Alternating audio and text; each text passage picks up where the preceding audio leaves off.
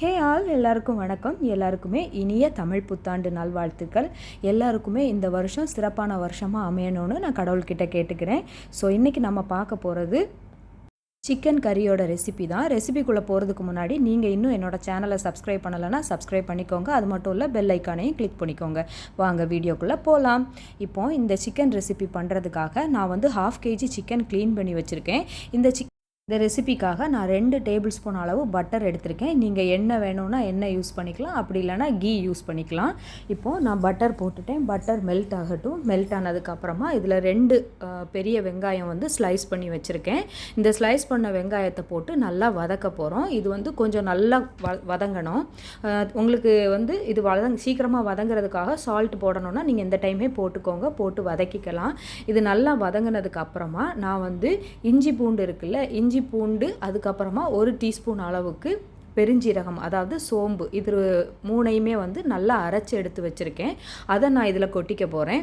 இப்போது உங்ககிட்ட இஞ்சி பூண்டு பேஸ்ட்டு தனியாக இருந்துச்சுன்னா இஞ்சி பூண்டு பேஸ்ட்டு தனியாக போட்டுட்டு அதுக்கப்புறமா பெருஞ்சீரகத்தை வந்து நீங்கள் பொடியாக வந்து போடணும். நம்ம மசாலா பொடியெல்லாம் ஆட் பண்ணுவோம்ல, அந்த டைமு நீங்கள் அந்த பெருஞ்சீரகத்தை பொடி பண்ணி கூட ஆட் பண்ணிக்கலாம். ஒருவேளை உங்ககிட்ட பொடி இல்லைன்னா அப்போது நீங்கள் இந்த மாதிரி பண்ணணும். ஸோ இந்த வெங்காயத்தை வந்து நல்லா வதக்கியாச்சு. வதக்குனதுக்கப்புறமா நான் வந்து இஞ்சி பூண்டு அதுக்கப்புறம் பெருஞ்சீரகம், அதாவது சோம்பு, இது 3ஐயுமே வந்து நல்லா அரைச்சி எடுத்து வச்சுருக்கேன். அதையும் நான் இதில் ஆட் பண்ணிக்கிறேன். ஆட் பண்ணி பச்சை வாசனை போகிற அளவுக்கு நல்லா வதக்கிக்க போகிறோம். பொறுமையாக வதக்கணும். ரொம்ப ஹை ஃப்ளேமில் வச்சு பண்ணினீங்கன்னா தீஞ்சு போயிடும். ஸோ அதையும் நீங்கள் கொஞ்சம் கவனமாக பார்த்துக்கோங்க. இதை நல்லா வதக்கிக்கலாம். கொஞ்சம் பொறுமையாக வதக்குங்க. நான்ஸ்டிக் பாத்திரமாக இருந்துச்சுன்னா உங்களுக்கு அடி பிடிக்காது, இல்லைன்னா அடி பிடிக்கும். ஸோ அதில் வந்து கவனமாக பார்த்துக்கோங்க. கரிஞ்சிருச்சுன்னா குழம்போட டேஸ்ட்டு மாறிடும். பொதுவாக நம்ம கிரேவி பண்ணும்போது தேங்காய் இல்லைனா ஏதாவது ஒன்று அரைச்சி ஊற்றினா தானே நமக்கு கட்டியாக கிரேவி வரும். ஸோ இதில் வந்து நம்ம தேங்காவுக்கு பதிலாக கேஷ்யூ நட்ஸ் இருக்கும்ல, நான் ஒரு 15 கேஷ்யூ நட்ஸை ஆல்ரெடி தண்ணியில் சோக் பண்ணி வச்சுருக்கேன். அதோட பேஸ்ட்டை தான் வந்து நம்ம இதில் சேர்த்துக்க போகிறோம். இப்போ உங்ககிட்ட கேஷ்யூ நட் இல்லை, ஃப்ரெஷ் க்ரீம் இருக்குன்னா நீங்கள் ஃப்ரெஷ் க்ரீம் கூட போட்டுக்கலாம்.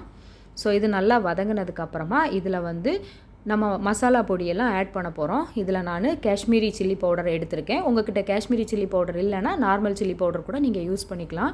நான் இங்கே 1/2 டீஸ்பூன் காஷ்மீரி சில்லியும் 1/2 டீஸ்பூன் நல்ல மிளகா பொடியும் வந்து எடுத்திருக்கேன். அதுக்கப்புறமா 1.5 டீஸ்பூன் அளவுக்கு மல்லிப்பொடி எடுத்திருக்கேன். அதுக்கப்புறம் 1/4 டீஸ்பூன் அளவுக்கு மஞ்சள் பொடி, கொஞ்சமாக பெப்பர் பொடி எடுத்திருக்கேன். பெப்பர் வந்து நீங்கள் ஃப்ரெஷ்ஷாக கிரைண்ட் பண்ணி போட்டிங்கன்னா இன்னும் நல்லா ஃப்ளேவராக இருக்கும். அப்படி இல்லை உங்ககிட்ட பொடிச்சது இருக்குதுன்னா நீங்கள் அதை கூட ஆட் பண்ணிக்கலாம். இப்போது இதை நல்லா வதக்கிக்கோங்க. இந்த மசாலா பொடி போட்ட உடனே நம்ம வதக்கும்போது சீக்கிரமாக கரிகிறது மாதிரி இருக்கும். அதனால் சிம்மில் போட்டுட்டு நீங்கள் பண்ணினீங்கன்னா தான் இது கொஞ்சம் கரெக்டாக வரும். ஸோ நல்லா வதக்கிக்கலாம். இப்போ வந்து இந்த பட்டரில் வந்து இந்த மசாலா ஐட்டமும் கொஞ்சம் ரோஸ்ட் ஆகணும். அப்போ நல்லா ஃப்ளேவர்ஃபுல்லாக இருக்கும். ஸோ நல்லா வதக்கிக்கலாம். வதக்குனதுக்கு அப்புறமா ஸ்லைஸ் பண்ணி வச்சுருக்கிற தக்காளி பழம் ஆட் பண்ணிக்கிறேன். நான் ஒரு பெரிய தக்காளி பழம் எடுத்திருக்கேன். இப்போது இதையும் போட்டு இது எல்லாமே நல்லா குழைவாக வேகணும். அது வரைக்கும் நம்ம நல்லா வதக்கி வேக வைக்க போகிறோம். ரொம்ப அடி பிடிக்கிற மாதிரி இருந்துச்சுன்னா ஒரு 1/4 கப் அளவுக்கு ஹாட் வாட்டர் வந்து நீங்கள் இதில் ஆட் பண்ணிக்கலாம். அப்படி இல்லைன்னா நம்ம தக்காளி பழம் போடும்போதே அதில் இருந்து வரக்கூடிய தண்ணியிலேயே இது கொஞ்சம் நல்லா அடி பிடிச்சது மாதிரி இருக்கிறது எல்லாமே மாறிடும். ஸோ இதை நல்லா குக் பண்ணிக்கலாம். இதில் நான் வந்து 2 பச்சை மிளகாவை வந்து நீல வாக்கில் நறுக்கி அதையும் வந்து போட்டு நல்லா வதக்கிக்கலாம். இது கொஞ்சம் ஸ்பைசியாக இருக்கும். உங்களுக்கு நீங்கள் கிட்ஸுக்கு கொடுக்குறதா இருந்துச்சுன்னா நீங்கள் வந்து காரத்தோட அளவு வந்து உங்களுக்கு ஏற்ற மாதிரி மாற்றிக்கலாம். இன்னொன்று, நம்ம கேஷ்யூ நட் இல்லைனா ஃப்ரெஷ் க்ரீம் இல்லைனா கோகோனட் எதுனாலும் சரி தான், அதோட பேஸ்ட் ஆட் பண்ணும்போது நமக்கு இந்த காரத்தோட அளவு வந்து நமக்கு கொஞ்சம் கம்மியாகும்.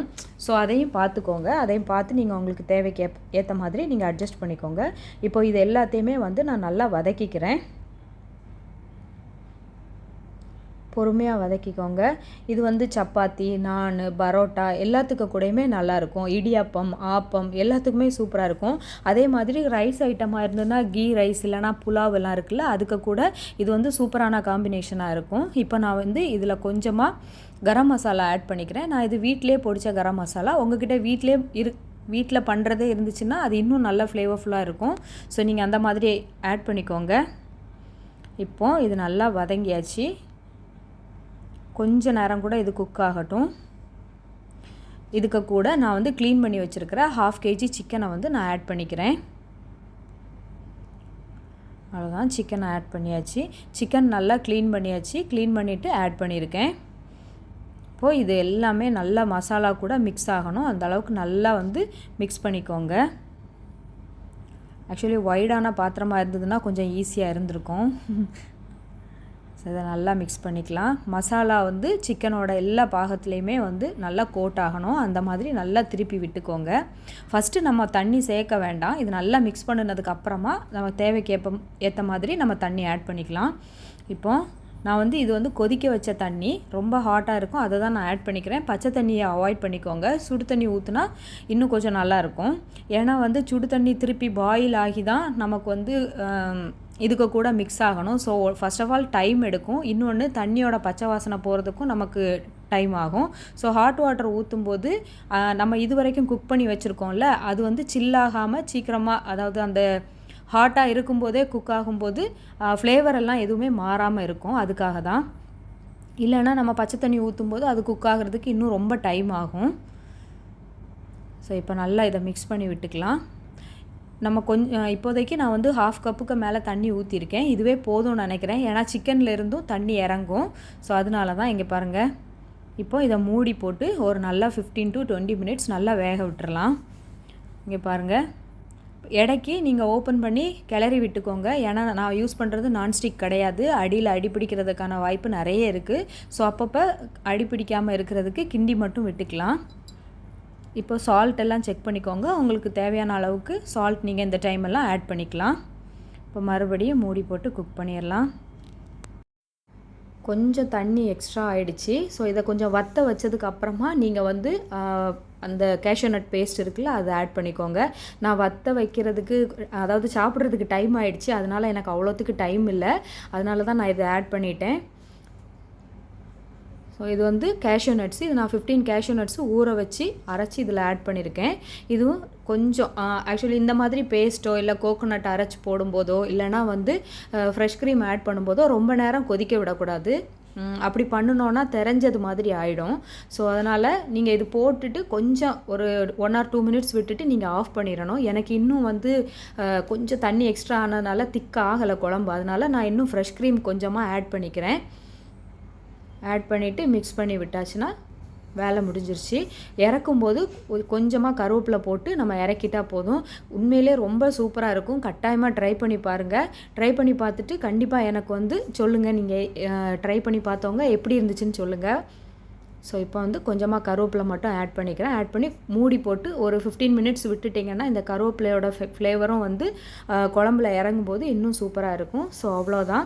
கண்டிப்பாக ட்ரை பண்ணி பார்த்துட்டு எப்படி இருந்துச்சுன்னு சொல்லுங்கள். இந்த வீடியோ உங்களுக்கு பிடிச்சிருந்துச்சுன்னா மறக்காமல் லைக் பண்ணிடுங்க. அது மட்டும் இல்லை, உங்கள் ஃப்ரெண்ட்ஸ் அண்ட் ஃபேமிலிக்கு ஷேர் பண்ணுங்கள். கண்டிப்பாக மறக்காமல் என்னோடய சேனலுக்கு சப்ஸ்கிரைப் பண்ணிடுங்க. தேங்க்யூ ஃபார் வாட்சிங்.